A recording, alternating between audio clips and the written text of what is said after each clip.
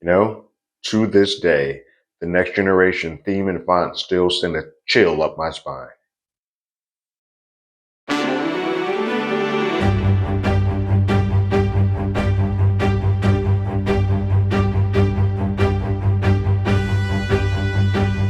Hello, everyone. Terrence here with Hollywood Already Did It. If you haven't already, go ahead, like, share, subscribe to the channel, leave a comment, ring that bell below. Anytime we have something, you will be among the first to know. There is no way in hell that I am not talking about Picard this season. My Trek history, for those who don't know, stops and starts. I've seen all the movies, including the J.J. Abrams run. Um, some like, some don't. I know the odd even saying that occurs. I'm a Next Generation kid. I grew up on Next Generation, and Deep Space Nine was like that's my series. Those two are kind of where the majority of my Star Trek lore comes from. I've dabbled a little bit in Voyager, and then subsequently after that, not really anything that sort of took my attention or had me on board until Picard season 1, which I think everyone sort of thought was going to be the reunion that we had sort of all been looking forward to. It's the one that like, oh, Picard's back, getting the band back together.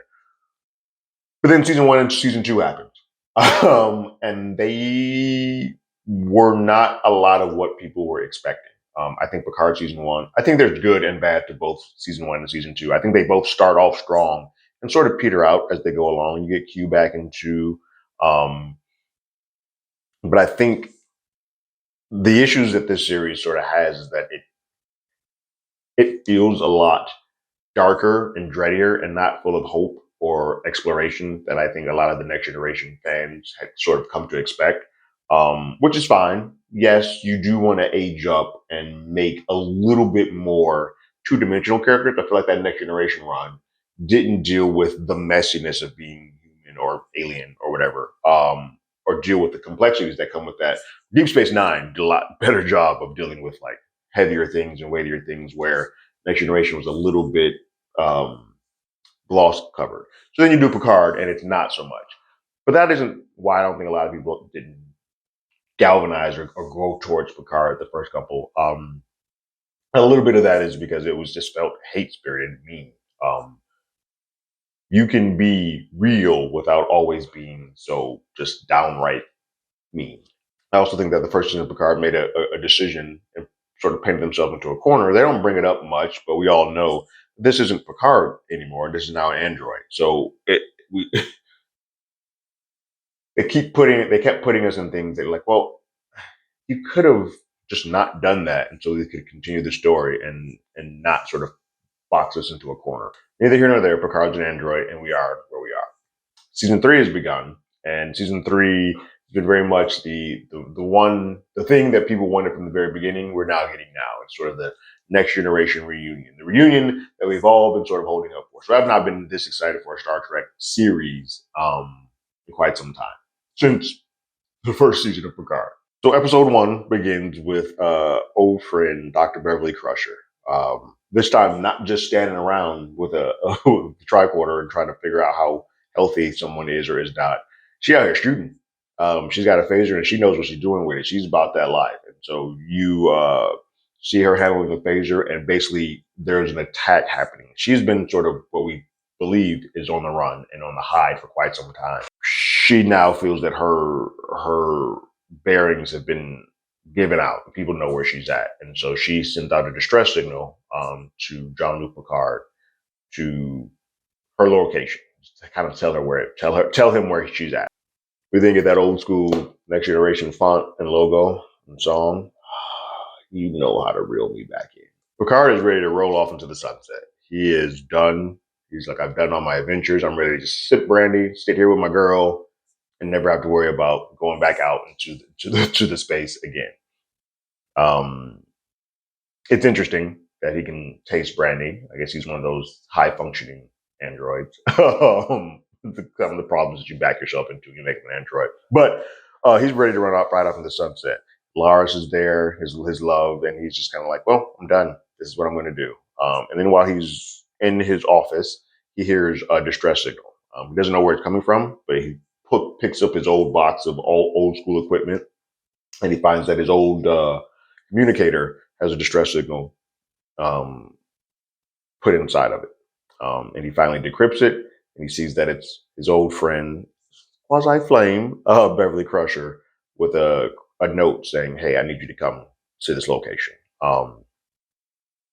And she keeps saying, remember the word Helbert." She also says, "No Starfleet. Don't trust anybody, and I don't want you to bring Starfleet." And he's like, "Okay, all right." He goes to tell Laris what's sort of going on. Laris is super understanding, way more understanding than I think most people would be. She's like, "Hey, yeah, you want to go help out and save your old flame? Cool, go for that." There is not any non-Romulan woman who would do that. But he's off. He's off to go meet his old friend Riker, William Riker. And I want to say this immediately. Riker and Picard pick up right back with the companionship and playfulness that they have. Yes, they are older, but you can feel when they look each other in their eyes when they talk to each other, they are remembering the years before, which is just fun to sort of be a part. You know how you get in a room with those friends that you haven't seen in a while, you just pick right back up like nothing has changed. So Frontier Day is happening. It's this big thing where recruiting, but also just sort of remembering all the past and the good stuff that occurred in Starfleet Academy's history. Riker and Picard are both supposed to speak there. And so they meet at this bar and kind of discuss what's going on. Picard has asked him to join him a little earlier so they can talk. And in that, Picard tells him about the message that Beverly has sent.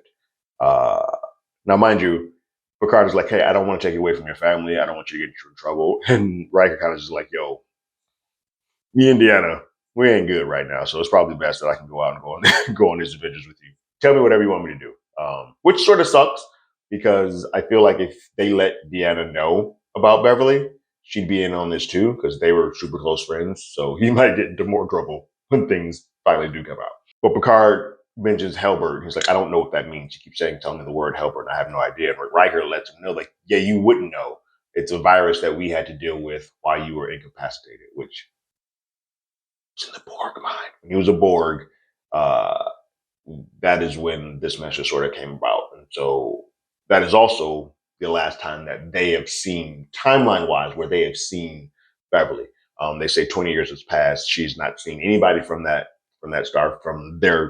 team since that point, which puts it around, if you're doing timeline wise, puts it around 20 years from Nemesis, which was the last film that they sort of all did together. So it is going to be interesting to see why she just completely shut herself off from everybody. But Riker seemed amped and ready to kind of go off on another adventure. He's like, "Yo, yeah, let's do this." He needs, I think, being home, a homebody for him, whereas Picard is ready to ride off into the sunset. Riker's kind of like, "What are we going to do? Let's go, got to do this." So he decides to go, "Hey, there's a ship that's at Frontier Day called the Titan, which I think we might be able to kind of get a hold of and maybe get it to at least get close to where we need to so that we can go off and see these coordinates." Because unfortunately, these coordinates are right outside of Starfleet aerospace, like their jurisdiction. So they have to do a little bit of finessing to get that. And so they're off to go locate that ship and see what they can do. Mind you, they are being watched at the bar. Somebody is tracking them and watching them and sort of listening in on what they're doing. As they arrive to Titan, you can sort of see the joy that Riker is having. He's like, "Are you enjoying this?" Like, "No, me? No, not at all." We know. But they make it on to Titan, and they are greeted by the captain of Titan is Captain Shaw. They are greeted by Commander Anika Hansen, better known to all of us as Seven of Nine. Picard tries to call her Seven of Nine, Commander Seven of Nine, but she stops him and says that Captain Shaw prefers me to go by this name, which sort of lets you know that he doesn't want to mention anything about the Borg. He wants you to be your human form. They go to the bridge, and it's kind of a moment where you see the Admiral and Captain and Commander kind of all on there together. And they sort of have a moment of the three of them on the bridge and seeming to be the old fogies or the old guard on the bridge. They do run into a LaForge, Sydney LaForge, who is a daughter of Geordi. She's smiling from ear to ear seeing them, and they're kind of like, "What, is there something wrong with her?" She's just enamored to see some old friends that she knows, but they wouldn't remember her too much. And then Riker blows up her spot and says, "Hey, aren't you crashing a lot? All that stuff." So not the best entrance for her for the rest of her crew, but that is sort of that guiding thing that happens eventually to see Geordi come back into the fold with her daughter, with his daughter being there. They have a dinner set up with Captain Shaw, and it does not go well. Captain Shaw is very matter of fact. He is by the books. He is saying, "Hey, I don't believe in the cavalier and rogue ways that you guys always did things. We're not going into gunfights like you guys always do. We ain't about that life. That old guard, while it's good to read, it's good to see, like, oh, that's cool. We're not doing that here. Not with this ship." He's dismissive of their style, the wine that he brings, anything that he can. He's like, "Nope, I don't want any of that. I don't even know why you're here." He's showing respect because he does know who they are, but they also don't have any clout at this point. They mentioned their plan, like, "Hey, we want to take the ship here and go to these coordinates and whatnot." He's like, "No, why? That's so far off of our beaten path." Riker explains, "Hey, we do double time and we do this, we can kind of get there." He's like, "Well, why would we? We don't need to do that." And then Picard mentions Deep Space Four, which Shaw's like, Deep Space Four is closed, and 7 of 9 tries to sort of clean it up. So he meant Deep Space 11. Shaw's not buying any of it. Whatever they're feeding, he doesn't want it. He's like, "Nah, we're not doing that at all." Picard tries to pull ranks, like, "You remember I'm an admiral," and Riker's like, "You remember I'm a captain." My man was like, "You're a retired person, so your rank doesn't matter. You're not in Starfleet anymore, and you don't have a ship, so you're the captain of nothing. This is my ship. I run this. We ain't going nowhere." 7 tries to interject and say, "Hey, maybe we should listen." She's like, "No, no. I need you to show your loyalty to your ship, not to your old friends, and not to a Borg." Kind of implying that Picard and her might have a bigger connection because they both have been Borg. And he gets up to leave and says, "Go to bed." Tells Commander, like, "Put the ship where we need to go, and I'm going to sleep. See you guys tomorrow." Shaw's very brash, kind of rude, a little gruff, but not entirely wrong. The way that he speaks may seem a little gruff, but why would he take this ship off course? He's got one mission. He's got one thing he's supposed to be doing. Why would he take this off course for 2 people? Like, we, coming in as an audience, are super fans of Riker and Picard, and we should be like, "Hey, we should do whatever they say." They're not right here. So, as much of an asshole as he comes off, not quite wrong. I do think it's important to mention that there's one character besides Picard and Lars that sort of travel over from season 2. Rafaela is still around. I know people feel one way or the other about that character. Rafaela is still around. She is sort of on a mission to figure out what the Red Lady is. Now, she is using, again, like, she's sort of on the out. She's not really in Starfleet. No one's really taking her command. No one's listening to anything that she has to say or giving her any type of information. She's sort of doing what she has to do on the low, on the dark web, if you will. After a lot of search and going through many things to see if the Red Lady's a human, an object, something, she finds that Red Lady is a target. And that the Red Lady implies the Red Lady statue that's being erected at the Frontier Day at Starfleet. So she starts making a distress call to Starfleet because she knows, like, something, that's the target. Something is happening there that is going to just change everything. So she makes a beeline to Starfleet Academy and sees that it just gets hit and blown up, and it sinks through the ground and then comes back out through a wormhole in the sky. Like, whatever happened is just devastating. Mind you, Picard and them are so far in the regions of space that they have there's nothing that's gotten back to them. They don't know anything. But that's pretty much her story in this episode. Pick back up with Picard and Riker, and they're asleep in their quarters, and I'm like, well, we just got shut down. This is kind of a waste of a trip. And then they get hailed to the deck with Commander 7 of 9. And she's kind of like, "Yo, I don't know what I'm doing anymore. Like, I thought when I came out of the Borg situation, I thought because of you, Picard, and Janeway, that I had a semblance of purpose with Starfleet. Like I felt like this was where I belonged. This is where I needed to be. Shaw has sort of squeezed that out of me. I don't feel like this is where I need to be or this is my purpose anymore. And I feel stuck. And I don't know what I'm going to do. And Picard's like, no, this is still your path. Like you are on the right path. Sort of kind of big her up and give her a bit of a pep talk.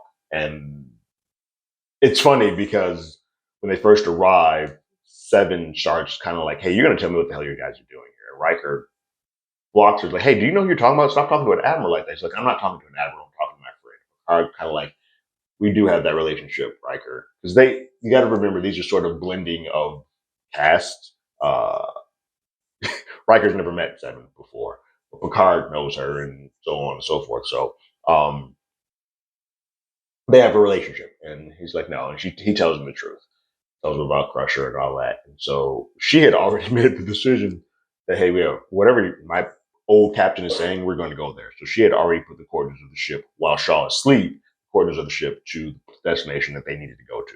And then she lets them know, like, hey, you guys about 4 minutes to get to the loading bay and take the traveling cruiser out to the ship. And then I can't help you after that. They head down, and they get to their ship to kind of get off of there, and Shaw starts waking up. Shaw wakes up and sees that the atmosphere does not look like where they're supposed to be going, and she makes a beeline to the deck and is pissed. Sees where they're at and is like, hey, what are we doing?